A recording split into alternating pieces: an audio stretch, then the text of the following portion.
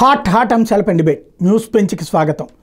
రెండు కీలకమైనటువంటి అంశాలు రాష్ట్రంలో చర్చనీయాంశంగా ఉన్నాయి. ఒకటి అదానీ వ్యవహారంలో వాస్తవం ఏంటి, అదానీ మీదన విదేశాలలో కేసు నమోదైంది, అందులో జగన్మోహన్ రెడ్డి కూడా ఉన్నాడు. జగన్మోహన్ రెడ్డిని అరెస్ట్ చేయడానికి FBI వస్తుంది, రేపో మాపు అరెస్ట్ చేసేస్తారు, అంతర్జాతీయ కోర్టుకు వెళ్తారు అన్నటువంటి ఒక పక్కన ప్రచారం. రెండో పక్కన అసలు అందులో నా పేరు ఎక్కడుంది అని నిలదీస్తున్నటువంటి జగన్మోహన్ రెడ్డి 4 సార్లు కాదు 40 సార్లు కలుస్తాను, పారిశ్రామికవేత్తలను కలిస్తే తప్పేంటి, అదే సందర్భంలో అందరికంటే తక్కువకి కరెంటు కొన్నాను అంటూ తను వివరణ ఇచ్చినటువంటి సందర్భం. దాంట్లో ఏది వాస్తవం? నెంబర్ 2 వచ్చేటప్పటికి పవన్ కళ్యాణ్ ఈ రేషన్ బియ్యపు కుంభకోణం అంతు తేల్చేందుకోసం స్వయంగా షిప్లోకి వెళ్ళి మరి తనిఖీలు చేయడం అన్నటువంటిది సినిమాలలో మాత్రమే చూసేటటువంటి హీరోయిక్ కాన్సెప్ట్ని ఇవాళ నిజ జీవితంలో నిరూపించారు. అదే సందర్భంలో రేషన్ మాఫియా అనేటటువంటి దాన్ని కట్టడి చేయాల్సిందే అంటున్నారు. ఇందులో లోపం ఉందా? ఎక్కడ లోపం ఉంది? రేషన్ మాఫియా ప్రభుత్వం కంటే ఎక్కువగా ఉందా, లేకపోతే రేషన్కి సంబంధించిన కుంభకోణాన్ని ఎలా చూడాలి? ఈ అంశానికి సంబంధించి చర్చించేందుకు ప్రస్తుతం మనతో పాటు ఉన్నారు సీనియర్ జర్నలిస్ట్, రాజకీయ విశ్లేషకులు కృష్ణరాజు గారు. నమస్తే కృష్ణరాజు గారు. నమస్తే సాయి గారు. ముందుగా ఇవాళ పవన్ కళ్యాణ్ది చూద్దాం. పవన్ కళ్యాణ్ ఈవేళ రేషన్ బియ్యానికి సంబంధించి అక్కడ ఉన్నటువంటి ఎమ్మెల్యే కొండబాబు గారిని నిలదీశారు. మీరందరూ చూస్తే ఎట్లా ఊరుకుంటున్నారు, అలాగే పోర్టు అధికారులు 6 నెలల నుండి నన్ను రానియట్లేదు, 2 నెలల నుంచి అడుగుతుంటే ఇక్కడ అక్రమ రవాణా అయితే జరిగిపోతుంది, దీని పరిష్కారం తేల్చి తీరాల్సిందే అంటున్నారు. దీన్ని ఎలా చూస్తారు రేషన్ బియ్యం కుంభకోణాన్ని? సార్, రేషన్ బియ్యం సంబంధించి ఆ బియ్యం అంటే పేదలకు మాత్రమే దక్కాల్సిన బియ్యం పక్కదారి పడుతున్నాయి. ఇది ఇవాళ కొత్తగా వచ్చింది కదండి. దాదాపు 20 సంవత్సరాల నుంచి ఇదే భాగవతం. దానికి కారణం ఏంటంటే ఆ బియ్యం నాసి రకంగా ఉండటం, ఈవెన్ పేదలు కూడా వాటిని తినలేనంత స్థాయిలో అవి ఉన్నాయన్న ఆరోపణలు రావటం, ఆ బియ్యం నాణ్యత పెంచడానికి ఒక వైఎస్ రాజశేఖర్ తప్ప మిగతా వైఎస్ జగన్ తప్ప గతంలో ఎవరు ప్రయత్నించకపోవడం, ఇవన్నీ కూడా ఏమవుతున్నాయంటే ఆ బియ్యాన్ని పేదలు వెంటనే 10 నుంచి 15 రూపాయలకి డీలర్లకు కానీ లేకపోతే వ్యాపారులకు కానీ అమ్మివేయటం జరుగుతోంది. ఇది కొత్త కాదండి, ఇదంతా కూడా బహిరంగ రహస్యమే. గతంలో చంద్రబాబు నాయుడు గారు ముఖ్యమంత్రిగా ఉన్నప్పుడు జరిగింది, వైఎస్ రాజశేఖర్ ముఖ్యమంత్రి ఉన్నప్పుడు జరిగింది, ఎప్పుడూ జరుగుతూనే ఉంది. ఇదేమి కొత్త విషయం కాదు. అయితే కొత్త విషయం ఏమిటంటే దీనిని 6 నెలలుగా మీరు అధికారంలో ఉన్నారు. మీరు ఇదే పవన్ కళ్యాణ్ అయితే కాకినాడ వెళ్ళినప్పుడు అక్కడి ఎమ్మెల్యేని చంద్రశేఖర్ రెడ్డి గారిని చాలా దారుణంగా ఆయన తప్పుపడుతూ మీ తాళ చేస్తాం, మీ అంత చూస్తాం, మీరు రేషన్ బియ్యం అమ్మేసుకుంటారని చెప్పిన వ్యక్తి పవన్ కళ్యాణ్ గారు. అంటే పవన్ కళ్యాణ్ గారికి దీని మీద పూర్తిగా అవగాహన మంత్రి కాకముందు కూడా ఉంది. ఇవాళ అదేదో కొత్తగా జరిగిపోతుంది అన్నట్టుగా ఆయన మాట్లాడుతున్నారు. రెండోది, ఈ 6 నెలల్లో ఎందుకు పూర్తిగా కట్టడి చేయలేకపోయారు? అంటే రేషన్ బియ్యాన్ని విదేశాలకు ఎగుమతి చేయడంలో ఎందుకు మీరు విఫలం అవుతున్నారు? అది దాన్ని కట్టడి చేయడంలో నిజానికి అంటే నిజంగా ఈ ప్రభుత్వానికి కానీ లేకపోతే మంత్రులకు కానీ చిత్తశుద్ధి ఉంటే వెంటనే దాన్ని మొత్తం బియ్యాన్ని తాత్కాలికంగా అయినా కానీ ఎగుమతులు ఆపివేయవచ్చు. కానీ అలా ఎందుకు చేయడం లేదు అంటే ఇదంతా కూడా ఏంటంటే పబ్లిసిటీ కోసమో లేదా ఇంకో దానికోసమో జరుగుతున్న తంతుగా కనిపిస్తోందన్న ఆరోపణలు వస్తున్నాయి. కాబట్టి ఏమిటంటే పవన్ కళ్యాణ్ గారు ఇంకొక విషయం ఏంటంటే తాజాగా పవన్ కళ్యాణ్ గారు కూడా సంబరాల రాంబాబులో చేరారు. ఆయన ఎట్లాగంటే ఆయన గతంలో అనిత గారికి సంబంధించిన ఒక కీలకమైన శాఖ హోంశాఖ అనేది, దానికి సంబంధించి అనిత గారు విఫలమయ్యారు. అవసరం వస్తే నేనే ఆ శాఖను హోంశాఖను చేపడతానని చెప్పిన వ్యక్తి ఈ రోజున మన నాదెళ్ల మనోహర్ గారి శాఖలో చొచ్చుకుపోయారు ఆయన. అసలు దీనికి ఇప్పుడు పవన్ కళ్యాణ్ గారి శాఖ ఏమిటండి? గ్రామీణాభివృద్ధి, గ్రామీణ నీటి సరఫరా, అటవీ, పర్యావరణం, సైన్స్ అండ్ టెక్నాలజీ, ఆ శాఖలు అయినాయి. ఆయన వెళ్ళి ఈ రోజున నాదెళ్ల మనోహర్ గారి శాఖలో సివిల్ సప్లైస్, ఆహార వినియోగ వ్యవహారాలు దాంట్లోకి వెళ్ళిపోయారు. ఆయన వెళ్ళిపోయి నేను చూస్తాను, నేను చేస్తానని చెప్పి అంటాడు ఆయన. అంటే సాధారణంగా ఏంటంటే ఒక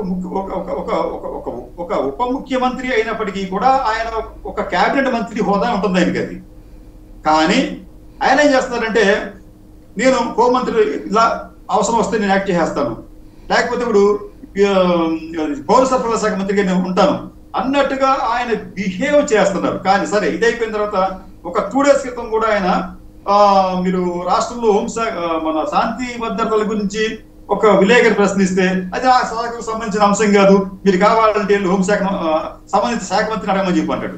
మరి ఇక్కడికి వస్తేనేమో నాదెండ్ల మనోహర్ గారి శాఖలో జోక్యం చేసుకుంటాడు ఆయన. అంటే ఇదంతా చూస్తూ ఉంటుంటే ఎక్కడో ఈ ప్రభుత్వం పనితీరు చాలా అది బాల్య చేష్టల్లాగా అనిపిస్తుంది. ఎవరు ఏమైనా మాట్లాడుతున్నారు, ఎవరు ఏమైనా చేస్తున్నారు, ఎమ్మెల్యేలు ఒకళ్ళు తిట్టుకుంటున్నారు, ఒకరికొకరు ఆరోపణ చేసుకుంటున్నారు, మంత్రులు ఒకరి శాఖలు ఇంకోటి జోక్యం చేసుకుంటున్నారు. ముఖ్యమంత్రి గారు అసలు ముఖ్యమైన విషయం ఏంటంటే సుదీర్ఘమైన రాజకీయ అనుభవం ఉన్న చంద్రబాబు నాయుడు గారు, ఆయనకంట అన్ని తెలుసు కానీ ఏమి చేయలేక చేష్టలుడికి చూస్తున్నట్టుగా ఆయన చూస్తాడు. ఆయన ఎంత చూస్తున్నట్టే ఆంధ్రప్రదేశ్ లో పరిపాలన అనేది అస్తవ్యస్తంగా తయారైందని అనిపిస్తోంది. దానికి ఒక ఉదాహరణ ఈ రోజున పవన్ కళ్యాణ్ గారి కాకినాడ యాత్ర, బియ్యం, ఓడలు, ఇవన్నీ కూడా. మరో విషయం సార్, ఇక్కడ ఇప్పుడు మీకు కాకినాడ నుంచి విదేశాలకు ఇవాళ కొత్తగా వెళ్ళటం లేదు. ఏది రేషన్ బియ్యం అండి.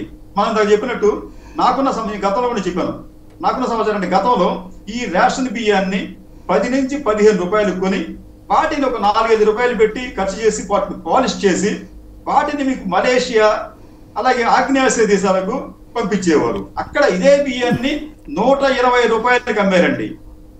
రెండోది ఆంధ్రప్రదేశ్ మన ఇండియాకి వచ్చేటప్పటికి ఇదే బియ్యాన్ని పాలిష్ చేసి అంటే 15 రూపాయలతో మొత్తం అయ్యే బియ్యాన్ని బయటకు వచ్చి 40 రూపాయలకి 45 రూపాయలకి అమ్ముతున్నారు అక్కడ. కాబట్టి ఇవన్నీ కూడా బహిరంగ రహస్యాలే. ఇటువంటి బహిరంగ రహస్యాలు మన మంత్రులకు, శాసనసభ్యులకు, ప్రభుత్వానికి తెలియకపోవడం అనేది విచిత్రమైన అంశంగా మనం భావించాలి. సాయి గారు రైట్. ఇక్కడ ఆయన షిప్లోకి వెళ్ళి మరీ చూసి వచ్చారు. అంటే ఈ 6 నెలల్లో నాదెళ్ల మనోహరు అనేక చోట్ల రేషన్ షాపుల్లో షాపుల్లో సీజ్ చేశారు, గోడౌన్లలో సీజ్ చేశారు, రైస్ మిల్లుల్లో సీజ్ చేయించారు, అట్లాగే ఏకంగా కాకినాడ పోర్టులో గోడౌన్లని సీజ్ చేయించారు. దాదాపు 16 సంస్థల మీద కేసులు పెట్టించారు. ఇప్పుడు ఆ బియ్యాన్ని బ్యాంక్ గ్యారంటీ చూపించి ఎక్స్పోర్ట్ చేస్తున్నారు. ఇప్పుడు షిప్లో ఇదే బియ్యం వెళ్తుందని మొన్న కలెక్టర్ తేల్చారు, ఇప్పుడు మళ్ళీ పవన్ కళ్యాణ్ తేల్చారు. మరి ఈ అందరూ అది రేషన్ బియ్యమే అని చెప్తున్నారు. ఎలా వెళ్ళగలుగుతోంది? దీనికి ఏమి చట్టం లేదా ఆపడానికి? సార్ ఇక్కడ దీంట్లో మనకి ఒక మాట ఉంది, తెలుగులో ఒక సినిమా వచ్చింది, అందరూ దొంగలే. ఎవరేం చేయగలరు? ఇప్పుడు అందరూ వైష్ణవులే కానీ బుట్టలో ఏదో మాయమైపోయిందంట. ఇదే తంతు, ఇదే అండి. ఇది ఒక పెద్ద ఫార్స్, పెద్ద తంతు. నాకు అంటే మనకున్న లెక్కల ప్రకారం ఏంటంటే ప్రతి సంవత్సరం దాదాపు 4,000 కోట్ల రూపాయల విలువైన రేషన్ బియ్యం దారి మళ్ళుతోంది. ఈ 4,000 కోట్ల రూపాయల్లో అధికారుల దగ్గర నుంచి, అధికారులు వాళ్ళు మహా పుణ్యాత్ములు, వాళ్ళకి సంబంధం లేకుంటారండి. కానీ వారి కనుసన్నల్లోనే వారు ప్రజాప్రతినిధులు, కింద స్థాయి ఉద్యోగులు, రేషన్ డీలర్లు, ఇతరత్ర అందరూ కూడా దీంట్లో భాగస్వాములుగా ఉన్నట్లు గతంలో అనేక కథనాలు పుంకాలుగా వచ్చాయి. కాబట్టి ఈ రోజు మనం కొత్తగా డిస్కవరీ చేస్తున్నాం ఉందండి. గెలీలియో ఏదో టెలిస్కోప్ కనుక్కొని ఏదో కనిపెట్టాడు చెప్పినట్టుగా చెప్పాలి ఈ రోజున, అందరికి తెలిసిన విషయాన్ని. కాబట్టి ఏంటంటే ఇక్కడ ఒక తంతు అనేది జరుగుతోంది. ఈ తంతుకి ఒక కారణం ఏంటంటే ఈరోజు మనం పవన్ కళ్యాణ్ గురించి మనం మాట్లాడుకున్నాం. కాబట్టి పవన్ కళ్యాణ్ గారు ఆయన రాజకీయాల్లోకి ఎంటర్ అయిన తర్వాత చాలా కాలం ఒడిదుడుకులు ఎదుర్కొన్నారండి. ఎన్నికల్లో దారుణంగా దెబ్బలు తిన్నారు. ఆయన ఒళ్ళు కూడా వాచిపోయిందని చెప్పి ఒక సందర్భంలో ఆయన వారాహి వాహనం మీద నుంచొని చెప్పారు. సరే, ఆ తర్వాత ఏంటంటే అక్కడి నుంచి ఆయనకి ఏదో ఈ దెబ్బలు తగిలిపోసారు, రాటు తేలి ఒక నిజమైన రాజకీయ నాయకుడి లక్షణాలన్నీ కూడా బహుశా ఆయనకు వచ్చినట్లు కనిపిస్తున్నాయండి. ఇప్పుడు ఆయన ఏంటంటే ఒకప్పుడు ఆయన నేను ఏదో రకంగా అసెంబ్లీలో అడుగు పెట్టాలి అన్నది ఆయన ధ్యేయంగా ఉండేది. ఎందుకు మనం ఏమనుకున్నామంటే పాపం ఓడిపోయాడు కదా ఆయన, అందుకని అసెంబ్లీలో అడుగు పెట్టాలని చెప్పి ఆశ ఉందని చెప్పి అనుకున్నాం. కాదండి, ఆయన ఉద్దేశం అంటే అసెంబ్లీలో అడుగు పెట్టడమే కాదు, మంత్రి కావాలి, వీళ్ళైతే ముఖ్యమంత్రి కావాలని చెప్పి అంబిషన్ ఉంటుంది, సహజంగా అందరికీ ఉంటుంది, ఈయనకు కూడా ఉంటే ఉండవచ్చు. అటువంటి ఒక ఉద్దేశంతో ఆయన ఏమైనప్పటికీ కూడా ఆయన రాజకీయాల్లో వచ్చారు. పొత్తు కూడా ఇది ఒక రకంగా చెప్పాలంటే చంద్రబాబు నాయుడు గారికి తెలుగుదేశం పార్టీలో చాలా మందికి ఇష్టం లేనప్పటికీ కూడా పవన్ కళ్యాణ్ గారు పొత్తు అని చెప్పి ఆయన దగ్గర చేరుకున్నారు. సరే, పొత్తు సఫలమైంది. ఈయనకి అనుకోకుండా ఉప ముఖ్యమంత్రి పదవి వచ్చింది. ఆ ఉప ముఖ్యమంత్రి పదవి వచ్చినప్పటి నుంచి పవన్ కళ్యాణ్ గారి దగ్గర నుంచి మనం ఒక కొత్త రాజకీయం చూస్తున్నాం. ఆయనలో ఒక కొత్త రాజకీయ నాయకుడిని చూస్తున్నాం. నిజమైన రాజకీయ అంటే మెచ్యూరిటీ వచ్చిన రాజకీయ నాయకుడిని మనం ఈరోజు చూస్తున్నాం. ఇప్పుడు ఈ రోజున ఏం చేస్తున్నారంటే ఆయన ప్రతి అవకాశాన్ని కూడా, రాజకీయంగా లభించిన ప్రతి అవకాశాన్ని కూడా ఆయన ఉపయోగించుకుంటూ సఫలమవుతున్నారు. ఈ రోజు ఆయన ఒక జాతీయ స్థాయి నాయకుడిగా ఎమర్జ్ అయ్యారు. దీనికి ఉదాహరణ ఏంటంటే, మీకు చంద్రబాబు నాయుడు గారు చాలా అనుభవం ఉన్న వ్యక్తి, అందరూ గౌరవించాలి. ఒకప్పుడు ఏంటంటే జ్యోతి భాస్కర్ నేనే పెద్ద ఎక్కువ అనుభవం ఉన్న వ్యక్తి అని చెప్పి చెప్పుకున్న వ్యక్తి చంద్రబాబు నాయుడు గారు. ఆయన అధికారంలోకి వచ్చిన తర్వాత కారణాలు ఏమైనప్పటికీ కూడా ప్రతి నెల ఏదో ఒక అంశాన్ని లేవనెత్తడం, దాని మీద ఒక పెద్ద చర్చలు జరిపించడం, అసలు విషయాలు పక్కదో పట్టించడం అనే దాంట్లో ఒక ప్రక్రియని ఈ ప్రభుత్వం ప్రారంభించినట్లు కనిపిస్తోంది. దాంట్లో భాగంగానే చంద్రబాబు నాయుడు గారు తిరుమలలో లడ్డూ గురించి ప్రస్తావించారు. లడ్డూలో జంతువుల కొవ్వు కలిసింది అని చెప్పారు ఆయన. ఆ చెప్పడం అనేది జాతీయ స్థాయిలో చర్చగా మారింది. సనాతన ధర్మానికి సంబంధించిన ఈ సనాతనాన్ని నమ్మితే హిందువులంతా కూడా వాళ్ళ మనోభావాలు తిన్నాయి అంటున్నారు. బాగానే ఉంది. దీంతో ఏంటంటే సుప్రీంకోర్టు వ్యాఖ్యలు ఏం చేసింది అంటే చంద్రబాబు నాయుడు గారిని తప్పుపట్టినాయి. మీరు సమాచారం, మీ దగ్గర అరకొంత సమాచారం ఉంటే, మీ దగ్గర సమాచారం లేకపోతే మీరు ఎట్లా నిర్ధారిస్తారని చెప్పింది. అంటే తిరుపతి లడ్డూ విషయంలో చంద్రబాబు నాయుడు గారు సెల్ఫ్ గోల్ వేసుకున్నారు. ఆయన టిబుల్స్ లో పడ్డాడు. ఆయన అక్కడి నుంచి కామ్ అయిపోయాడు. అయితే ఇక్కడ జరిగింది ఏంటంటే, అదే సమయంలో పవన్ కళ్యాణ్ గారు ఇదే అంశాన్ని చేపట్టి ఎన్కాష్ చేసుకున్నారేమని అనిపిస్తోంది. ఎందుకంటే ఆయన ఇమీడియట్ గా ఆయన ఈ లడ్డూ గురించి కొద్దిగా ప్రస్తావిస్తూ అసలు సనాతన ధర్మానికి ముప్పు ఏర్పడింది అని చెప్పి ఆయన డ్రెస్ మార్చి దీక్షలు చేసి సనాతన ధర్మ ఒక సారథిగా ఆయన ఎమర్జ్ అయ్యే ప్రయత్నం చేశాడు ఆయన. అదే సమయంలో ఈ జాతీయ స్థాయి పత్రికలు కావచ్చు, సోషల్ మీడియాలో కావచ్చు, సనాతన ధర్మాన్ని విశ్వసించేవారు కావచ్చు, ఆయనలో ఒక కొత్త శివాజీని, ఒక కొత్త బాల్దాక్రేని చూడగలిగారు. అంటే ఆయన తన వ్యూహాన్ని చక్కగా అమలు చేసి చంద్రబాబు నాయుడు గారు ఫెయిల్ అయిన చోట ఈయన సక్సెస్ అయ్యి ఒక జాతీయ నాయకుడిగా ఎమర్జ్ అయ్యి, అదే సమయంలో భారతీయ జనతా పార్టీకి చెందిన అగ్రనాయకుల దృష్టిలో కూడా ఆయన పాజిటివ్ గా కనిపించారు. రెండో అంశం సార్ ఇక్కడ అయిపోయిన తర్వాత ఆయన తర్వాత ఆంధ్రప్రదేశ్ రాజకీయాల్లోకి మళ్ళీ అనిత రాష్ట్రంలో శాంతి భద్రతలు దెబ్బతిన్నాయి అని చెప్పి అనిత గారిని తప్పుపట్టారు ఆయన. అనిత గారిని తప్పుపట్టిన తర్వాత ఏమైంది అక్కడ, పవన్ కళ్యాణ్ శాఖ ఏదైనప్పటికీ కూడా రాష్ట్ర ప్రయోజనాలు కాపాడుతున్నాడు, ఆయన శాంతి భద్రతల గురించి ఆందోళన చెందుతున్నాడు అని చెప్పి ఒక చర్చకు కారణమయ్యాడు. దీంతో ఆయన రాష్ట్రంలో కొన్ని వర్గాలకైనా మరింత ఇష్టడిగా మారాడు. అంటే ఇక్కడ ఏమవుతుందంటే పవన్ కళ్యాణ్ క్రమంగా తన పరపతిని రాష్ట్రంలో పెంచుకుంటాడు, ఇన్ఫ్లుయెన్స్ పెంచుకుంటున్నాడు. తర్వాత ఇంకో విషయం కూడా అంటాడు, మీకు కూడా విని ఉంటారు. ఆయన ఉంటాడు ఒక దశలో ఆంధ్రప్రదేశ్ కి చాలా మంది పారిశ్రామికవేత్తలు వస్తున్నారు, వారు నన్ను కలవాలనుకుంటున్నారు, కానీ రాష్ట్రంలో పరిస్థితులు ఇప్పుడు బాగాలేదు కాబట్టి వారిని వద్దంటున్నాను అని చెప్పి ప్రకటన చేశాడు. ఇది ఎవరిని ఉద్దేశించండి? ఈ ప్రకటన బహుశా చంద్రబాబు నాయుడు లోకేష్ ఉద్దేశం చేసినట్టుగా ఉంది. ఎందుకంటే లోకేష్ చంద్రబాబు నాయుడు ప్రతిరోజు లేదా రోజు విడిచి రోజు ఏదో ఒక పారిశ్రామికవేత్తలను కలుసుకోవడం, రాష్ట్రంలో పరిశ్రమలు వచ్చేస్తానని చెప్పి చెప్పుకోవడం జరుగుతున్న నేపథ్యంలో పవన్ కళ్యాణ్ ఏం చెప్పాడంటే, ఆయన నా దగ్గరికి వస్తానని చెప్పన్నారు వాళ్ళంతా కూడా, కానీ వద్దంటాను. ఎందుకంటే రాష్ట్రంలో శాంతి భద్రతల పరిస్థితి బాగాలేదు కాబట్టి మీరు వద్దని చెప్పాను. అంటే రాష్ట్రంలో శాంతి భద్రతల పరిస్థితి బాగా లేకపోయినప్పటికీ కూడా చంద్రబాబు నాయుడు లోకేష్ కలుస్తున్నారు, వేస్ట్ అని చెప్పడం ఈయన ఉద్దేశమా ఏమో మరి. సరే, ఇట్లాగా ఇంకొక అంశానికి సంబంధించి కూడా ఇట్లా ఇటువంటి ఆయన వ్యాఖ్యలు చేయడం అల్టిమేట్ గా ఏంటంటే ఈయన చంద్రబాబు నాయుడికి అలాగే లోకేష్ కి క్రమంగా ఒక గట్టి పోటీదారుగా ఎదిగే ప్రయత్నంలో నిన్నగాక మొన్న ఢిల్లీ వెళ్ళారు ఆయన. ఢిల్లీ వెళ్ళినప్పుడు ప్రధానమంత్రి మోడీ గారిని కూడా కలుసుకున్నారు, మంచిదే. ఆ తర్వాత రాత్రి ఇంటికి వచ్చి చేశారని ఆయన ఆ ఢిల్లీలో ఆ తెలంగాణ ఆంధ్రప్రదేశ్ కు సంబంధించిన ఎంపీలతో ఒక విందు ఏర్పాటు చేశారు. విందు ఏర్పాటు చేయడం అదొక జాతీయ వార్తగా మారింది. అంటే తాను ఒక జాతీయ స్థాయి నాయకుడిగా ఎదగబోతున్నాను అని చెప్పడానికి ఆయన సంకేతాలు ఇస్తూ ఉన్నారు. గతంలో ఎవరు కూడా ఇటువంటి ప్రయత్నం చేయలేదు. ఈవెన్ చంద్రబాబు నాయుడు గారు కూడా ఇంత అగ్రెసివ్ గా పోలేదు. ఇది ఎంపీలతో ఎప్పుడో ఇచ్చారేమో కానీ తెలంగాణ ఆంధ్ర ఎంపీలను కలిపి విందు ఇవ్వటం అనేది పెద్దగా జరిగిన దాఖలాలు. దాంట్లో బీజేపీని కూడా కలిపారు, బీజేపీ ఎంపీని కూడా పిలిచారు, వచ్చారు ఆయన. అల్టిమేట్గా ఏంటంటే ఆయన ఈ రోజున బీజేపీకి ఆయన ఒక ఇష్టమైన నాయకుడిగా ఎదుగుతున్నాడు. భారతీయ జనతా పార్టీ కూడా ఇటువంటి నాయకుడు కావాలి.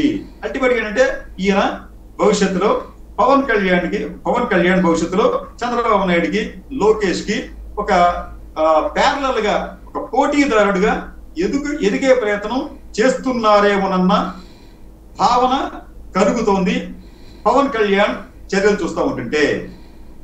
రైట్. ఇప్పుడు ఈవేళ బియ్యాన్ని అక్కడ చెక్ చేశారు. ఇప్పుడు ఆ ఓడని సీజ్ చేయటం కానీ లేదా అది వెనక్కి తీసుకురావడం కానీ జరుగుతుందా రైసు? దాని ఓడలు సీజ్ చేయాలంటే వీళ్ళు రాష్ట్రంలో చేయలేరండి. ఆ కాకినాడ పోర్టు స్టేట్ దే అవ్వచ్చు, కానీ ఈ ఓడలన్నీ కూడా ఇంటర్నేషనల్ లేన్స్ లో తిరిగి పనామా రిజిస్టర్డ్, లేకపోతే లైబీరియా రిజిస్టర్డ్, ఇటువంటి అమెరికా అది ఎక్కువ ఉంటాయి. వీటిని ఎవరు పడితే వాళ్ళు ఆపేలేరండి. అట్లా దానికి చేయాలి అంటే కేంద్ర ప్రభుత్వం నుంచి ఆదేశాలు రావాలి. కేంద్ర కస్టమ్స్ వాళ్ళు వచ్చి తనిఖీలు చేయాలి. మీరు చేయమని చెప్పండి. మీరు వెళ్లే ముందు కస్టమ్స్ పిలవండి. మీకు గుర్తుండే ఉంటుంది, విశాఖపట్నంలో ఈ మధ్యన ఏదో ఒక సీడ్ ఫ్యాక్టరీకి ఒక కన్సైన్మెంట్ వస్తే దాంట్లో ఏదో మాదక ద్రవ్యాలు ఉన్నాయని చెప్పి ఆరోపణలు వస్తే వెంటనే ఏం చేసిందండి ఆ డిపార్ట్మెంట్, విశాఖ పోర్టు వాళ్ళు చేశారు, కస్టమ్స్ వాడిని పిలిచారు. కస్టమ్స్ వారి ఆధ్వర్యంలో వాటిని తనిఖీ చేశారు, శాంపిల్స్ తీశారు. అట్లా చేయాలి. ఇప్పుడు ఈ ప్రభుత్వం అంటే రాష్ట్ర ప్రభుత్వం పెద్దలకు తెలియదా కస్టమ్స్ వాళ్ళ పరిధి ఏమిటో తెలియదే వాళ్ళకి? అది కస్టమ్స్ వాళ్ళ సహకారం లేకుండా మనకి నాపలేమని చెప్పి తెలియదే వాళ్ళకి? అది కస్టమ్స్ సహకారం ఎందుకు తీసుకోవట్లేదు వాళ్ళు అంటే అది మరి తెలియక, లేకపోతే వాళ్ళు వస్తే ఇంకేమైనా జరిగిపోతుందని చెప్పి భావన ఏంటో మనకు తెలియదు. అది కాబట్టి అంటే అది పవన్ కళ్యాణ్ చెప్తే, లేకపోతే ముఖ్యమంత్రి చంద్రబాబు నాయుడు చెప్తే ఓటలు ఆగిపోవండి అక్కడ సముద్ర జలాల్లో. అది చేయాలంటే ఖచ్చితంగా కస్టమ్స్ వారు మాత్రమే చేయగలుగుతారు. కేంద్ర మన నౌకాయాన మంత్రిత్వ శాఖ ఆధ్వర్యంలో మాత్రమే జరుగుతోంది. ఎవరు పడితే వాళ్ళు ఆపితే అది ఇంటర్నేషనల్ గా ఒక ఇష్యూగా మారే ప్రమాదం ఉంటుంది. రైట్. అంటే ఇప్పుడు ఈ బియ్యాన్ని మరి ఎట్లాగా వెళ్ళిపోతున్నాయి కదా అయ్యి, ఇంకప్పుడు ఏం సాధించినట్టు? ఎవరు ఏం సాధిస్తారండి? స్మగ్లర్లు సాధిస్తారు. అల్టిమేట్ గా సాధించేది ఏమైనా ఉంటే స్మగ్లర్లు సాధించగలరు, ఆ వ్యాపారులు సాధించగలరు. నిరాటంకంగా అనేక సంవత్సరాలుగా 25 నుంచి 20 ఏళ్ళ నుంచి 25 ఏళ్ళ నుంచి నిరాటంకంగా చేస్తారు. కొత్తగా చేస్తుంది కాదు అది. ఇంతకుముందు కూడా ఇటు ప్రయత్నాలు జరిగినాయి. పైకి మేము ఆపేస్తాం, మేము చూస్తామని చెప్పి అన్నారు. ఎవరు ఆపారు, ఏం చూశారు? అయితే దీనికి సంబంధించి ఒకే ఒక రెమెడీ మాత్రం జగన్మోహన్ రెడ్డి సూచించాయండి. అదేమిటంటే వీరికి మనం ఏంటంటే వీళ్ళ లెక్క ప్రకారం దాదాపు కేంద్రం కానీ రాష్ట్రం కానీ ఒక్కొక్క కేజీకి సుమారుగా 43 రూపాయలు ఖర్చు పెడుతుంది అక్కడ ఈ ఒక్కొక్క కేజీకి అండి. ఈయన బహుశా జగన్మోహన్ రెడ్డి చెప్పాయంటే అదే ఖర్చు ఏదో మనం వీళ్ళకి ఇచ్చేద్దాం డైరెక్ట్ గా లబ్ధిదారులకి అంటే ఇమీడియట్ గా తెలుగుదేశం పార్టీ వాళ్ళు ఇతరులు నానా గబ్బులు చేశారు. అంటే ఒక మంచి, ఇప్పుడు వాళ్ళు ఎట్లాగో తినడం లేదండి, పేదలు కావచ్చు సామాన్యులు కావచ్చు తినటం లేదు. మరి తిన్నప్పుడు వారికి బియ్యం ఇవ్వడం ఎందుకు, దాని మీద డబ్బులు ఇచ్చేస్తే సరిపోతుంది కదా అన్న ప్రపోజల్ అనేది సానుకూలంగా కనీసం ఆలోచిస్తే బాగుండేది. ఆయన ప్రపోజ్ చేసిన వెంటనే తిరిగి ఆయన దాన్ని విత్డ్రా చేసుకునేలా చేశారు ఇప్పుడు ఆనాటి ప్రతిపక్షంలో ఉన్న వాళ్ళు. రెండోసారి ఇక్కడ ఇంకో మోసం ఎక్కడ జరుగుతుందంటే, ఓకే ఈ దళారులు, రాజకీయ నాయకులు, అధికారులు అందరూ మోసగాళ్లే. వాట్ అబౌట్ ది పీపుల్ అండి? ఆంధ్రప్రదేశ్ లో మొత్తం 1,60,00,000 కుటుంబాలు ఉంటే తెల్ల రేషన్ కార్డులు ఉన్నాయండి. 1,40,00,000 తెల్ల రేషన్ కార్డులు ఉన్నాయి. అంటే అంతమంది పేదవాళ్ళు ఉన్నారు ఇక్కడ మన ఆంధ్రప్రదేశ్ లో. అంటే వీళ్ళు కూడా తప్పుడు సమాచారం ఇచ్చారు, తప్పుడు సమాచారం ఇచ్చి తీసుకుంటున్నారు. ఇక్కడ ఏమవుతుంది సార్, ఇక్కడ ఈ నిజానికంటే ఇప్పుడు మీకు నీతి ఆయోగ్ కావచ్చు, ఆర్బీఐ కావచ్చు, ఇటువంటి గణాంకాలు ఏం చెప్తున్నాయంటే ఆంధ్రప్రదేశ్ లో పేదరికం అనేది 10% మించి లేదు. అంటే దాదాపుగా 10% కుటుంబాలు మాత్రమే పేదరికంలో మగ్గుతున్నాయి. కానీ రేషన్ ఎంతమందికి ఇస్తున్నారండి? 80 నుంచి 80% కుటుంబాలకు రేషన్ ఇస్తున్నారు. అది పెద్ద మోసం కదా. ఫస్ట్ మనం ఆ మోసాన్ని అరికట్టేందుకు చర్యలు తీసుకోకుండా ఇవన్నీ చేస్తే ఏం ఉపయోగం ఉండదండి. మీరు ఎక్కడైనా కానీ ఏదైనా ఒక రాజకీయ పార్టీ ఒక రేషన్ కార్డు రద్దు చేస్తే ఇమీడియట్ గా గగ్గోలు, అన్ని మిగతా రిమైనింగ్ అపోజిషన్ పార్టీలు గగ్గోలు పెడతా ఉంటాయి. అయితే ఇక్కడ ఏమవుతుందంటే నిజంగా రేషన్ ని కొన్ని కుటుంబాలు ఉపయోగించుకున్నాయండి. ఎవరు? నిరుపేద కుటుంబాలు. అంటే దారిద్ర్య రేఖకు దిగువన ఉన్న కుటుంబాలు రేషన్ బియ్యాన్ని ఉపయోగిస్తున్నాయి. మిగతా అన్ని కూడా దిగువ మధ్య తరగతి, ఎగువ మధ్య తరగతి, ధనిక కుటుంబాలకు మాత్రమే రేషన్ వెళ్తుంది. వాళ్ళు తీసుకోవట్లేదు. వాళ్ళు మాకు వద్దంటారు. మాకెందుకు మేము బయట 50-60 రూపాయలు బియ్యం తింటా ఉంటే మాకెందుకు అని చెప్తారు, అమ్మేస్తున్నారు దాన్ని. కాబట్టి అంటే ఈ సమస్యని మనం పరిష్కరించాలి అంటే వేరే కోణంలో ఆలోచించాలి తప్ప ప్రచార కోణంలో ఆలోచిస్తే ఈ సమస్యకి ఎప్పటికీ పరిష్కారం కాదు. ఈ సమస్య అనేది నిరాటంకంగా కొనసాగుతూ ఉంటుంది. సాయి గారు, రైట్. ఈ పవన్ కళ్యాణ్ చెప్తున్నది ఏంటంటే వాళ్ళ ఈ బియ్యాన్ని వదిలేస్తే రేపు పొద్దున డ్రగ్స్ వెళ్తాయి, గంజా ఇక్కడి నుంచి ఎంత వెళ్తుందో తెలియదు, డ్రగ్స్ వెళ్తే రేపు పొద్దున ఆయుధాలు కూడా వెళ్తాయి, ఇదంతా కోస్టల్ సెక్యూరిటీకి, దేశ భద్రతకే ముప్పు, ఓ ప్రైవేట్ పోర్టు వలన ఇది కేంద్రం దృష్టికి తీసుకెళ్తానంటున్నారు ఆయన. అప్పుడు కేంద్ర దృష్టికి తీసుకువెళ్ళి లెటర్ రాసి కేంద్ర మంత్రులతో మాట్లాడమని చెప్పండి. మీకు పెట్టుబడులు కావాలంటేమో ఇమీడియట్ మీరు ఢిల్లీ వెళ్ళిపోయి మంత్రులతో మాట్లాడతారు. మీరు మీకేదో చిన్న పనులు కావాలంటే ఢిల్లీ వెళ్ళి మంత్రులతో మాట్లాడతారు. ఇది కూడా అట్లా మాట్లాడమని చెప్పండి, తప్పే ఉందానికి. మాకు ఈ సమస్య ఉందండి, మాకు గంజాయి సమస్య ఉంది, లేకపోతే బియ్యం సమస్య ఉంది, అక్కడ రవాణా చేస్తున్నారు, నన్ను ఆపని చెప్పి కేంద్రాన్ని అభ్యర్థించడం తప్పేం కాదు కదా. ముందు ఆ పని చేయాలి కదా. ఆ పని చేయకుండా ఇప్పుడు ఏంటంటే ఆ పని ముందు ఎందుకు చేయాలంటే అసలు ఆ సమస్య ఉందని చెప్పి ఇవాళ కాదని వాళ్ళకి ఎప్పటి నుంచో తెలుసు. వాళ్ళకి గంజాయి రవాణా జరుగుతుందని చెప్పి పవన్ కళ్యాణ్ చెప్పలేదా? ఈ సభల్లో చంద్రబాబు నాయుడు చెప్పలేదా? గంజా క్యాపిటల్ ఆఫ్ ఇండియా ఏదంటే ఇండియా ఏపీ అని చెప్పి చెప్పలేదా వీళ్ళు? అంటే సమస్య ఉందని తెలిసిన తర్వాత ఈ 6 నెలల్లో ఏం చేశారు వాళ్ళు? తగ్గించేశారా? టాస్క్ ఫోర్స్ వేస్తున్నారా? ఏదో చెప్తున్నారు అక్కడ, మేము ఏదో దానికి ఏదో ఫోర్స్ వేస్తామని చెప్పి ఇటువంటి పనులు చాలా వేశారు. మరి ఎందుకు తగ్గట్లేదు? అసలు మీ 6 నెలల సమయాన్ని మనం దేనికి కేటాయించాం? ముఖ్యమైన విషయాలు మీరు చెప్పిన విషయాలే. ఎన్నికల సమయంలో ఇవన్నీ కూడా చాలా ముఖ్యమైన విషయాలే, మేము అన్నింటినీ కూడా పరిష్కరిస్తామని చెప్పారు. ఈ 6 నెలల్లో మనం ఆ దిశగా ఎంతవరకు మనం పయనించాం? ఆ విషయం చెప్పాలిగా వాళ్ళు. సమస్య ఉంది అని చెప్పి ఆ సమస్యను బయట, ఇప్పుడు ఆ సమస్య గురించి అందరికీ తెలిసిన విషయాన్ని మళ్ళీ మరొకసారి పబ్లిక్ చెప్పడం వలన వచ్చే ఉపయోగం ఏముంది? ఈ స్మగ్లర్లు లేకపోతే రాజకీయ నాయకులు దాంట్లో భాగమే. అంతా చూసి నవ్వుకుంటారు వాళ్ళు. మామూలు అంతా కూడా ఏది చెప్తాను వాళ్ళు అయిపోతుంది అంతే అని చెప్పి చెప్పుకుంటారు కదా వాళ్ళు. అది ఎంత అవమానం అండి అది. కరెక్ట్. ఇవాళ లోకల్గా ఉన్నటువంటి ఎమ్మెల్యే కొండబాబుని కూడా అడిగారు, మీకు తెలియకుండా ఇవన్నీ వెళ్తుంటాయా, ఎట్లాగా పట్టుకోరు మీరు అందరూ అని అడుగుతున్నారు ఆయన. అంటే పవన్ కళ్యాణ్ గారు తెలియదా? ఆయన చెప్పలేదు. ఆయన చెప్పారు కదా కొండబాబుని, లేకపోతే చంద్రశేఖర్ రెడ్డి ఎందుకండి? పవన్ కళ్యాణ్ గారు చెప్పారు కదా ఇక్కడ నుంచి అక్రమ రవాణా జరుగుతుంది, వేలాది కోట్లు సంపాదిస్తున్నారు, మిల్లర్లో దాచేస్తారని చెప్పిన వ్యక్తి పవన్ కళ్యాణే కదా. మళ్ళీ వాళ్ళు ఎందుకు కొండబాబును ఇంకో అంకబాబుని ఇంకో బాబుని ఆడటం? ఇదంతా కూడా ఇది సమస్య పరిష్కరించేవాళ్ళు అటువంటి చేయరండి వాళ్ళు. అది మా చిత్తశుద్ధితో పని చేయమని చెప్పండి ఎవరైనా కానీ. రైట్. ఇక మరొక ప్రధానమైనటువంటి అంశం అదానీ వ్యవహారంలో, అదానీ మీదన పెట్టినటువంటి కేసులో జగన్మోహన్ రెడ్డి పేరు కూడా ఉంది. ఆ జగన్మోహన్ రెడ్డి తప్పించుకునడం లేడు. ఇక ఖచ్చితంగా అమెరికన్ పోలీసులు ఇదివరకు సిబిఐ వాళ్ళు అరెస్ట్ చేసి జైల్లో పెడితే ఈ దఫా అమెరికన్ జైళ్లలో ఉండాల్సి వస్తుంది అన్నటువంటిది ప్రధానమైన వాదన చేస్తున్నారు. ఎంతవరకు వాస్తవం సార్? ఇవన్నీ ఒక అభూత కల్పనలు, కట్టుకథలు, ఇవన్నీ కూడా ఏమీ జరిగే పరిస్థితి అయితే లేదండి. నిజానికి అదానీ సేఫ్ అండ్ సెక్యూర్డ్. రెండోది, ఈ కేసుకు సంబంధించి అనేక లోపాలు ఉన్నాయి. అమెరికాలో కూడా ఈ కేసు నిలవదు. ఇంకా భారతదేశానికి వచ్చి ఎట్లా నిలుస్తుంది? రెండోది, అసలు ఈ కేసులో చాలా కీలకమైన విభాగం ఏమిటంటే మనకి అదానీ లేదా అమెరికాలో న్యాయశాఖ, ఇక్కడ ఇంకొకళ్ళు కాదండి. ఈ కేసులో ప్రధానమైన విభాగం ఏమిటంటే అది solar energy corporation of India, SECI. అది ముఖ్యమైందండి. వాళ్ళు ఈరోజు చెప్పారు, ఇది వైర్ కథనం ప్రకారం ఈరోజు నిన్న మొన్న కూడా కథనాలు వచ్చినాయి. ఈ రోజు వాళ్ళ మన చైర్మన్ అండ్ మేనేజింగ్ డైరెక్టర్, ఆయన పేరు ఏదో గుప్తా, ఆర్జీ గుప్తా అనేది ఉంది సార్, ఆర్పి గుప్తా గారు. ఆయన ఇది బయట పత్రిక ఎందుకు ఇస్తాయని చెప్పారంటే, బాబు అసలు ఈ కేసుకు సంబంధించి మా దగ్గర సమాచారం లేదు, ఆధారాలు లేవు అన్నట్టు. బాగానే ఉంది. మరి మీరు కేసు బుక్ చేస్తారంటే, మేము ఎందుకు కేసు బుక్ చేయాలి, మేము కేసు బుక్ చేయం అని చెప్పి ఆయన చెప్పాడు. ఆయన సెకీకి సంబంధం లేకపోతే అసలు కేసు ఏముంది అక్కడ? ఇక్కడ ఏమవుతుందంటే సరికి మీకు ఇక్కడ అదానీకి నేరుగా సంబంధం లేదు. పవన్ కళ్యాణ్, జగన్మోహన్ రెడ్డికో లేకపోతే మీకు కేరళ, ఛత్తీస్గఢ్, ఒరిస్సా ఆ ముఖ్యమంత్రులకో ప్రజాప్రతినిధులకో నేరుగా సంబంధం లేదు. ఎవరు అమెరికాలో ఏదో కొంతమంది ఏదో ఒక కంప్లైంట్ పెట్టి కంప్లైంట్ తీసుకుని విచారించి ఈ 4 రాష్ట్రాల అఫీషియల్స్ కి ఇచ్చారు అని చెప్పి చెప్తున్నారు. బాగానే ఉంది.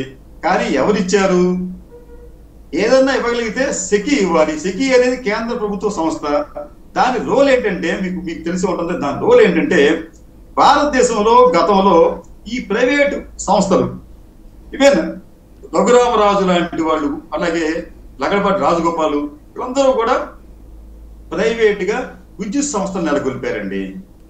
వాళ్ళు ఏంటంటే వారు ఈ ఆయా రాష్ట్ర ప్రభుత్వాలతో నేరుగా సంప్రదింపులు జరిపి పవర్ పర్చేజ్ అగ్రిమెంట్ కుదుర్చుకునేవారు. ఇప్పుడు జరిగింది అది ఇప్పటిదాకా. అయితే ఇక్కడ జరుగుతుంది ఏంటంటే ఈ పవర్ పర్చేసింగ్ అగ్రిమెంట్ చేసుకున్న తర్వాత ఈ రాష్ట్ర ప్రభుత్వానికి సంబంధించి డిస్కమ్లు కావచ్చు, రాష్ట్ర ప్రభుత్వాలు కావచ్చు, వాళ్ళు రీపేమెంట్ సరిగ్గా చేయడం లేదు. కాబట్టి బకాయిలు బాగా పెరిగిపోతున్నాయి. బకాయిలు పెరిగిపోవడంతో ఈ విద్యుత్ సంస్థలు మూతపడే పరిస్థితి ఏర్పడింది. మీకు రఘురామకృష్ణరాజుకు సంబంధించి ఒక పవర్ ప్లాంట్ ఉంటే తమిళనాడులో, అక్కడ వాళ్ళు బకాయిలు చెల్లించకపోతే ఆయన మూసేశాడు దాన్ని. అది దుస్థితి. దాని నుంచి ఈ ప్రైవేట్ ప్రమోటర్స్ ని కాపాడటం. రెండోది పునరుత్పాదక ఇంధన వనరులు, సోలార్, విండ్, హైడల్, ఈ ఎనర్జీని ప్రోత్సహించడం కోసం అని చెప్పి కేంద్ర ప్రభుత్వం ఈ సోలార్ ఎనర్జీ కార్పొరేషన్ ను ఏర్పాటు చేసింది. ఇది కీలకం సార్. ఇది ఈ సోలార్ ఎనర్జీ కార్పొరేషన్ ఏం చేస్తుందంటే ఒక క్వశ్చన్ లాగా ఉంటుంది. అంటే అక్కడ ఉన్న పెట్టుబడిదారులకి ఇక్కడ రిసీవ్ చేసుకునే డిస్కామ్లకి ఇదేం చేస్తుందంటే, ఇది కేంద్ర ప్రభుత్వ సంస్థ. ఇది వాళ్ళని అడుగుతుంది, మీరు ఏదన్నా ఈ సోలార్, విండ్, హైడల్ సంబంధించి మీరు జనరేట్ చేయండి, దానిని నేను కొంటాను. పీపీఎస్ అనేది మన ఇద్దరి మధ్య ఉంటాయి. అంటే పీపీఎస్ అనేది అదాని ఈ సెకీ మధ్యన మాత్రమే ఉంటుందండి. నేను మనతో కుదుర్చుకుంటాం అని చెప్పింది. ఎందుకు అన్నది అంటే వాళ్ళకి భరోసా వస్తుంది. ఈ పీపీఎస్ కుదిరిన తర్వాత మీకు ఇవ్వాల్సిన డబ్బులు వెంటనే ఇచ్చేస్తాం. మీరు ఎవరి మీద డిపెండ్ అవ్వక్కర్లేదు. నేను ఎవరికి అమ్ముకుంటే మీకు అనవసరం, నేను సప్లై ఎవరికైనా చేసుకుంటాను, మీకు అనవసరం, అది మీకు మాత్రం డబ్బులు ఇస్తాం అని చెప్పి ఒక ఏజెంట్ గా, అంటే మనం దాన్ని ఒక దళారిగా ఈ కేంద్ర ప్రభుత్వ సంస్థ వ్యవహరించింది. అయితే గ్యారంటీ ఇస్తుంది మీకు డబ్బులు ఇస్తామని చెప్పి. ఇలా చేయటం వల్ల ఏమైందంటే మీకు 2023-24లో ఈ సెకీ అనేది, solar energy corporation of India, ఇది దాదాపు 12,414 కోట్ల రూపాయల వ్యాపారం చేసిందండి. ఇది అదానీ లాంటి ఈ ప్రమోటర్స్ తో 12,414 కోట్ల రూపాయలు వ్యాపారం చేసి దీని మీద దాదాపు 460 కోట్ల రూపాయల లాభాన్ని ఆర్జించింది. ఇక్కడ లాభాన్ని ఆర్జించింది ఎవరండి? సెకీ. సెకీ ఎవరితో వ్యాపారం చేసింది? ప్రమోటర్స్ తో, అదానీ లాంటి వాళ్ళతో వ్యాపారం చేసి అది లాభం పొందింది. అయితే ఇక్కడ ఎక్కడా కూడా మన అదానీ లాంటి సంస్థలకి, రాష్ట్ర ప్రభుత్వాలకి, లేకపోతే రాష్ట్ర ప్రభుత్వ డిస్కమ్లకి సంబంధం కనిపించడం లేదు. సరే, తర్వాత సెకీ ఏం చేసిందంటే ఈ ఎనర్జీని అంతా తన దగ్గర ఉంచుకొని ఇది రాష్ట్రాలతో బేరాసరాలు చేసింది. దాదాపు అన్ని రాష్ట్రాలతో కూడా చేసిందండి. అది నా దగ్గర సోలార్ ఎనర్జీ ఉంది, ఇన్ని మెగావాట్లు ఉంది, మీరు తీసుకోండి, అయితే ఇది 25 years కి తీసుకోవాలి, రేట్లు అనేది చూద్దాం అని చెప్పని ఫస్ట్ అట్లాగా వాళ్ళని కమిట్ చేయించి రేట్లు కూడా వాళ్ళతో మాట్లాడి నిర్ణయం తీసుకుంది. అంటే ఇప్పుడు మనకి ఈ ఆంధ్రప్రదేశ్ కి డిస్కామ్ కొన్న ఎనర్జీ ఎక్కడి నుంచి వచ్చింది? అది ఇదండి, సోలార్ ఎనర్జీ కార్పొరేషన్ లిమిటెడ్ కి వచ్చింది. సోలార్ ఎనర్జీ కార్పొరేషన్ ఆఫ్ ఇండియాకి వచ్చింది, సెకీకి వచ్చింది. ఈ డిస్కామ్లు ఎవరికి అమౌంట్ పే చేయాలి? సెకీకే అమౌంట్ పే చేయాలి, అదానికి కాదు కదా. సరే, దీనికి సంబంధించి ఈ రేట్లకు సంబంధించి కూడా రకరకాల కథలు వస్తున్నాయి ఈ రోజుల్లో. అదానీ దగ్గర ఎక్కువ కొన్నారు, వాళ్ళు గోల్స్ పెట్టాడని చెప్పి. కానీ ఇది కూడా ఏం జరిగిందంటే మీకు ఈ రేట్లకు సంబంధించి అదానీ దీనికి సంబంధించి ఫస్ట్ వీళ్ళు అదానీ ఈ సెకీకి మొదట చెప్పింది ఏంటంటే, నేను ఒక్కొక్క యూనిట్ ని ₹2.92 అమ్ముతాను అంటే వాళ్ళు బార్గెన్ చేశారండి. ఫస్ట్ టైం బార్గెన్ చేసినప్పుడు దానిని ₹2.54 ఇస్తాను అని చెప్పి అదానీ అంటే చివరికి ఒక ఒప్పందం కుదిరింది. ఫైనల్ గా మీకు ఏమైందంటే ఈ సెకీ అనేది అదానీ దగ్గర నుంచి ₹2.92 నుంచి అలాగే బార్గెన్ చేసి చివరికి ₹2.54 తీసుకుంటానని చెప్పి ఇక్కడ జరిగింది ఏంటంటే, చివరికి మళ్ళీ ఇంకోసారి బార్గెన్ చేసేటతో ఫైనల్ గా, అంటే 3 సార్లు బార్గెన్ జరిగిందండి. ఇక్కడ ఫైనల్ గా ఏంటంటే అదానీ నుంచి సెకీ ₹2.49 యూనిట్ కొంది. యూనిట్ అండి ₹2.49 కొంది. దానిని ₹2.42 కొందండి. దానిని ఆంధ్రప్రదేశ్ డిస్కాములకి ₹2.49 అమ్మింది. సార్ ఇంకోసారి కొద్దిగా నేను కాటిస్తాను. నేను సెకి అదానీ దగ్గర నుంచి ఫైనల్ రేట్ తో ₹2.42 ఉందండి. దాని మీద 7 పైసలు అదనంగా వేసుకొని ₹2.49 ఏపీకి అమ్మింది. అంటే ఇక్కడ అంతా కూడా ఎక్కడా కూడా ఆంధ్రప్రదేశ్ ప్రభుత్వానికి కానీ డిస్కాములకు కానీ లేకపోతే మనం అనుకున్నట్టు తెలంగాణ, ఛత్తీస్గఢ్, ఒరిస్సా మహారాష్ట్రాల్లో కానీ ఎక్కడా కూడా ఈ ప్రభుత్వ డిస్కాములు ఎక్కడా కూడా నేరుగా అదానీతో సంప్రదింపులు జరిపినట్టుగా ఎక్కడా ఒక పత్రం లేదు, ఒక ఆధారం లేదు. వాళ్ళు ఏం చేసినప్పటికీ కూడా వాళ్ళు చేసిన నెగోషియేషన్స్ అన్ని కూడా సెకీతోటే. అటువంటి సెకీ ఏం చెప్పిందంటే అసలు ఇక్కడెక్కడ ఎటువంటి ఈ అవకతవకలు జరగలేదు, జరిగినట్టు మా దగ్గర ఆధారాలు లేవు, కాబట్టి మేము దీని మీద అసలు ఎటువంటి దర్యాప్తు చేయటం లేదు అని ఈ రోజున సెకీ CEO స్పష్టంగా చెప్తున్నాడు ఆయన. కాబట్టి ఈ కేసు మరి ఏమైపోవాలి? అమెరికా గురించి మన వాళ్ళు చాలా పెద్దగా గొప్పగా అమెరికా దర్యాప్తు సంస్థ FBI అంటారు, ఇంకోటి అంటారు, అవన్నీ వచ్చేస్తాయి. ఎందుకు వస్తాయండి? వాళ్ళు రాగలరా ఇండియాకి? అసలు అమెరికాలో కేసు నమోదు చేస్తే ఇండియా ఒకటి దాన్ని ఎందుకు పట్టించుకోవాలి? దానికి చాలా తతంగా ఉంటుందండి, దానికి చాలా పెద్ద ప్రాసెస్ ఉంటుంది అక్కడ. దాన్ని అమెరికా వాళ్ళు ఏదైనా ఒక కేసు నమోదు చేస్తే ఆ సమాచారం దౌత్య కార్యాలయం ద్వారా ఇండియాకి పంపించి అక్కడి నుంచి మళ్ళీ కింద కేంద్ర ప్రభుత్వానికి పంపించి కేంద్ర ప్రభుత్వం నుంచి రాష్ట్రాలకు పంపించి చేయాలి. ఇదంతా చేయడానికి పుష్కర కాలం పడుతుంది. అది పక్కన పెడదామండి. రెండోది, అమెరికాకు సంబంధించి ఈ కేసుని అమెరికా న్యాయశాఖ, అలాగే అమెరికాలో మన స్టాక్ ఎక్స్చేంజ్ లాంటిది అమెరికాలో కూడా ఉంది, వీళ్ళు కలిసి ఒక అభియోగం పంపారు అదానీ మీద. అదేమిటంటే ఈ ఇంధన వనరుల ఉత్పాదనకు పెట్టుబడులు కావాలి. అదానీ అమెరికా వచ్చాడు. వస్తే అమెరికాలో అతనికి $160 మిలియన్ పెట్టుబడులు లభించాయి. చూడు, $160 మిలియన్ పెట్టుబడులు వచ్చాయి. బాగానే ఉంది. అయితేనంట ఆ పెట్టుబడులు అదానీ తీసుకొని ఇండియాలో వీళ్ళందరికీ లంచాలు ఇచ్చాడు. ఎంత ఇచ్చాడండి? దాదాపు $240 మిలియన్ లంచాలు ఇచ్చాయంట. అంటే మీరు ఇచ్చిందేమో $160 మిలియన్, ఇంత లంచాలకు ఇచ్చింది $240 మిలియన్. అసలేనా ఇది? ఎక్కడ లెక్క కుదరట్లేదు. దానికని చెప్తారంటే అసలు మా దేశం నుంచి ఎవరైనా కానీ పెట్టుబడులు తీసుకుంటే ఎక్కడా కూడా దాన్ని ఇట్లా అవినీతి పనులు వాడకూడదు.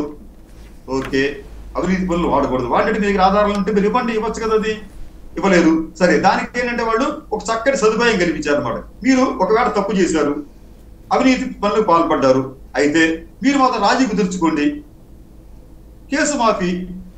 ఇది నిజంగా అమెరికాలో జరుగుతుంది సార్. ఇప్పుడు రేపు జరగబోయేది కూడా, గతంలో జరిగింది, రేపు జరగబోయేది కూడా ఇదే. మీకు గతంలో ఇటలీలో ఒక సిస్టమ్ ఉండేది మధ్యయుగాల్లో. ఆ ఇటలీలో అత్యున్నత క్రైస్తవ పోపు గారి దగ్గర కొన్ని పేపర్స్ ఉంటాయి అనమాట. వాటిని పాప పరిహార పత్రాలు అనేవారు. పాప పరిహార పత్రాలు. వాటికి ఉన్న గొప్పతనం ఏంటంటే ఎవరైనా ఒక పౌరుడు ఎవరైనా మర్డర్ చేయొచ్చు, మానభంగం చేయొచ్చు, ఇంకో పాపం చేయొచ్చు. చేస్తే వాడు తన పాపాన్ని కడిగేసుకోవడానికి ఏం చేయాలంటే పోపు గారి దగ్గరికి వచ్చి మోకరెళ్ళి, అయ్యా పోపు గారిని తప్పు చేశాను అంటే ఆయన అంటాడు అనమాట, సరే నువ్వు ఈ తప్పు చేసావు కదా, అయితే నువ్వు ఇంత ఖరీదైన పాప పరిహార పత్రం కొనుక్కో, ఈ పాపం పోతుందనేవాడు.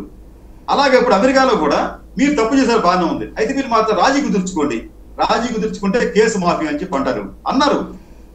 మీకు ఈ తాజా ఇంటికి వచ్చేటప్పటికి మూర్గ్ ఒకసారి ఒక కంపెనీ ఉంది సార్, అది మన అమెరికా కంపెనీ ఒకటి, దాని పేరు Moog motion controls private limited. ఇది ఒక అమెరికా కంపెనీ. వీరు భారతదేశంలో కొన్ని సంస్థలకి టెక్నాలజీ ఇవ్వడానికి ముందుకు వచ్చారు. చాలా ఇంట్రెస్టింగ్ ఉంటుంది సార్, చెప్పండి. వారు ఏం చేశారంటే అమెరికా వాళ్ళు వచ్చి ఇండియాకి వచ్చి సౌత్ సెంట్రల్ రైల్వే అలాగే హిందుస్థాన్ ఏరోనాటిక్స్ వాడికి ఈ టెక్నాలజీ ఇచ్చారు. ఈ టెక్నాలజీ ఇవ్వడానికి వాళ్ళు ఏంటంటే కొంతమంది ఈ రెండు సంస్థల్లో వారికి లంచాలు ఇచ్చారంట. ఇది కూడా చెప్తాను మీకు, ఎంత ఇచ్చారో చెప్తాను మీకు నేను. సౌత్ సెంట్రల్ రైల్వేలో టెండర్ వాల్యూ $34,323 అంతే. $34,323 మొత్తం టెండర్ వాల్యూ. దాంట్లో $3,432 లంచంగా ఇచ్చారు. ఇదే అమెరికాలో తెలిసిపోయింది. అమెరికాలో లా డిపార్ట్మెంట్ కి, స్టాక్ ఎక్స్చేంజ్ తెలిసిపోయింది. రెండో కేసు మన హిందుస్థాన్ ఏరోనాటిక్స్ లిమిటెడ్ సంబంధించి అక్కడ మొత్తం కూడా $1.3 మిలియన్ కాంట్రాక్టు. దానికి సంబంధించి $13,333 లంచంగా ఇచ్చారు. ఇది కూడా తెలిసిపోయింది వాళ్ళకి. కాబట్టి అమెరికా కంపెనీని వాడు తప్పుకొట్టారు. అక్కడ నువ్వు అమెరికా పెట్టుబడులు తీసుకెళ్ళి అమెరికాలో పెట్టి వాళ్ళకి లంచం ఇచ్చావు అని చెప్పి కేసు నమోదు చేశారు. ఆ తర్వాత దీని పరిణామం ఆసక్తికరంగా ఉంటుందండి. వీళ్ళు ఏంటంటే ఆ కేసు నమోదు చేసి వాళ్ళు భారతదేశానికి చెప్పాలి కదా, మీ వాళ్ళు సౌత్ సెంట్రల్ రైల్వే అలా హిందుస్థాన్ ఏరోనాటిక్స్ నుంచి వాళ్ళు లంచాలు తీసుకున్నారు, వాళ్ళ పేర్లు ఇవి అని చెప్పి త్రూ ఈ డిప్లొమాటిక్ ఛానల్స్ ద్వారా సెంట్రల్ గవర్నమెంట్ దగ్గర రాష్ట్ర ప్రభుత్వానికి చెప్పాలి కదా వాళ్ళు. అది చెప్పలేదు. అది చెప్పకపోగా వాటితో నెగోషియేషన్స్ అనమాట. వాళ్ళతో రాజీ అంటే కాంప్రమైజ్, దానికి వాళ్ళు ఒక అందమైన పేరు పెట్టారండి. అది దాని ప్రకారం రాజీ చేసుకోవాలన్నమాట. అట్లా రాజీ చేసుకుంటే కేసు మాఫీ. అట్లాగే ఈ మూవ్ మోషన్ కంట్రోల్స్ లిమిటెడ్ కూడా అటువంటి రాజీ కుదుర్చుకొని కేసును మాఫీ చేసుకుంటుంది. అయిపోయింది. ఇంకా అక్కడ అరెస్టులు ఎక్కడ ఉంది, కేసులు ఎక్కడ ఉన్నాయి, అవినీతి ఎక్కడ ఉంది అక్కడ?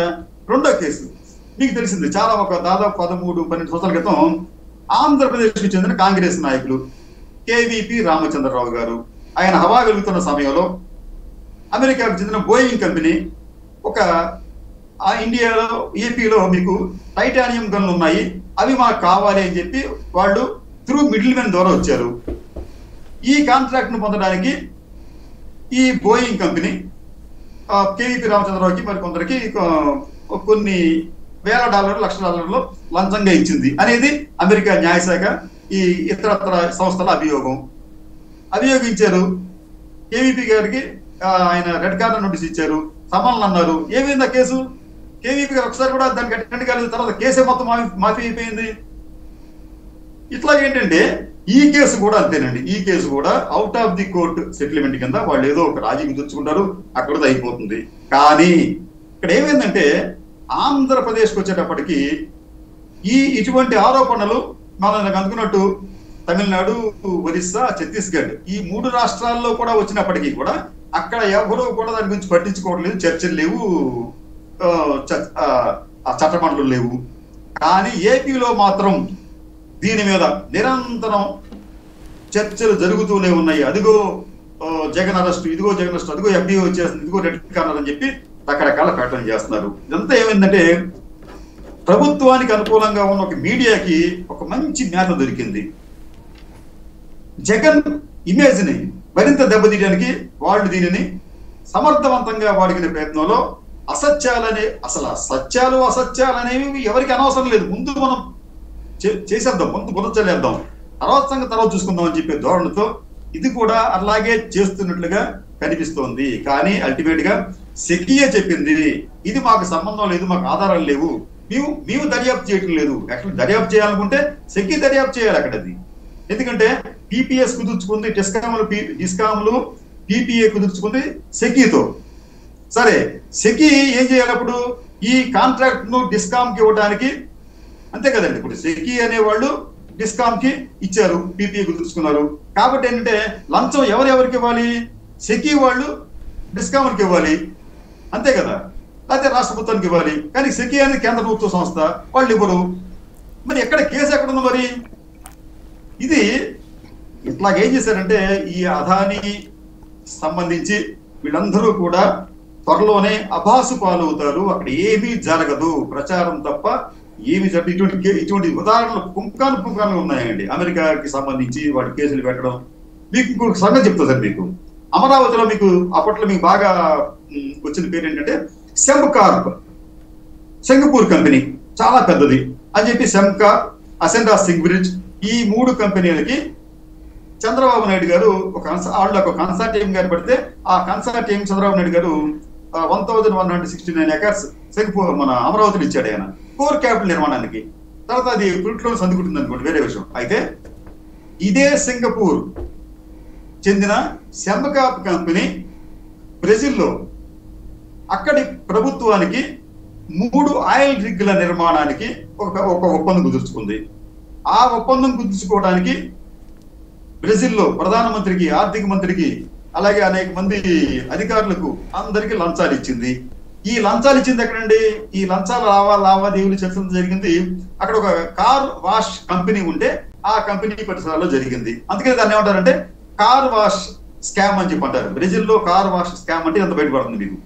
ఆ స్కామ్ ఇంత జరిగి ప్రధానమంత్రి రాజీనామా చేసిన తర్వాత సింగపూర్ కంపెనీకి చెందిన సెమ్కార్ ఏం చేసిందంటే అక్కడ ఇట్లా కాదురా అని చెప్పి లండన్ లో ఒక రాజీ ఒప్పందం కుదుర్చుకొని ఎంతో కొంత మనకు చెప్పరాళ్ళండి పరిహారం చెల్లించి మొత్తం ఆ కేసుని మాఫీ చేసుకుంది. మరి ఏమైపోయింది? సెమ్కార్ కంపెనీకి మరి పనిష్మెంట్ ఇవ్వాలి కదా, ఇచ్చారా? అంటే ఇవాళ అదానీ కంపెనీకి చెప్తున్నాడు కానీ అక్కడ సింగపూర్ కంపెనీ చెప్పారు. మరి ఏమైంది? ఆ కేసు ఎవరికి కనిపించకుండా గాలిలో వెళ్ళిపోయింది. అంటే ఇవన్నీ కూడా నిలబడే కేసులు కాదు సాయి గారు. రైట్. అంటే ఇక్కడ వీళ్ళు చెప్తున్న పాయింట్ ఏంటంటే సెకీతో ఒప్పందం రాష్ట్ర ప్రభుత్వం కుదుర్చుకున్న మాట వాస్తవమే, కానీ ఆ సెకీకి కరెంట్ ఇస్తానన్నది అదానీనే, అదే సందర్భంలో ఆ కరెంటు నేనే అమ్మి పెడతానన్నది కూడా అదానీనే. అందుకోసమే ఆంధ్రప్రదేశ్కి 3 సార్లు వచ్చి జగన్మోహన్ రెడ్డికి 1750 కోట్ల డబ్బులు ఇచ్చాడు. అది తీసుకున్న తర్వాతనే ఇతను ఒప్పుకున్నాడు, దానివల్ల రాష్ట్రానికి 1,00,000 కోట్లు నష్టం అన్నటువంటి పాయింట్ చెప్తున్నారు. ఇప్పుడు అదానీ ఉత్పత్తి చేసేసి అదానీ అమ్మేసుకుంటే మధ్యలోకి సెకీ ఎందుకు? సెకీకి మీకు చెప్పాను ఇందాక 23-24లో 440 కోట్ల రూపాయల లాభాలు వచ్చినాయి. మరి అదెందుకు చేసింది? మరి అదే పనిచేయడానికి లాభాలు ఎందుకు వచ్చినాయి దానికి? కాబట్టి ఏంటంటే వీళ్ళు చెప్పడానికి ఏమైనా చెప్పొచ్చండి. ఓకే, అదానీ అమ్ముకోవాలి అంటప్పుడు సెకీ ఎందుకు? సెకీతో వెళ్తేనే మనం డైరెక్ట్ గా మాట్లాడుకొని ఏదో చేసుకోవచ్చు కదా. మధ్యలో ఈ మిగతా 3 సార్లు తగ్గించాడు తన రేట్లని. చివరికి ₹2.49 అంత కమ్మాడు. కానీ అతను మొట్టమొదటి కోట్ చేసిన రేట్ ఎంతండి? ₹2.54 మొట్టమొదటి చేసింది అతను. ₹2 ఇంకెక్కువ చేశాడు అతను. మరి ఎందుకు ₹2.92 చేశాడు అతను? అదే రేటు కమ్ముకుంటే అదానికి లాభం కదా. మరి ఎందుకు 2 సార్లు 3 సార్లు సెకీతో బార్గెన్ చేశాడు అతను? అంత అవసరం ఏమొచ్చింది? కాబట్టి ఏంటంటే చెప్పడానికి ఏమైనా చెప్పుకోవచ్చండి. నిజానికి ఈ సెకీని కూడా పక్కన పెట్టి అతను అమ్ముకోవచ్చు. ఆంధ్రప్రదేశ్ ప్రభుత్వం మేనేజ్ చేసి చేయలేదు, రేట్లు తగ్గించాడు అంటే ఒకవైపు లంచాలు ఇచ్చేసేసి ఒకవైపు రేట్లు తగ్గించేస్తాడా అదాని? అంత అమాయకుడా కాదు కదా. సెకీకి లాభం 360 కోట్ల రూపాయలు సెకీకి లాభం ఎట్లా వచ్చేస్తుంది? వాళ్ళేమో ఈ డీల్స్ చేయకపోతే. Right. Thank you very much అండి. ఇది పరిస్థితి. ఓ పక్కన అదానీ వ్యవహారం రాష్ట్రంలో జగన్మోహన్ రెడ్డిని కుదుపుతుంటే మరొక వైపున బియ్యం కుంభకోణం అన్నటువంటి అంశాన్ని పవన్ కళ్యాణ్ వెలుగులోకి తీసుకొచ్చారు. అది కూడా దాని వెనకాల కూడా వైసీపీ వాళ్ళ పాత్రే ఉందంటున్నటువంటి వేళ ఆ రెండింటి వెనకాల ఉన్నటువంటి వాస్తవాలు ఇవి.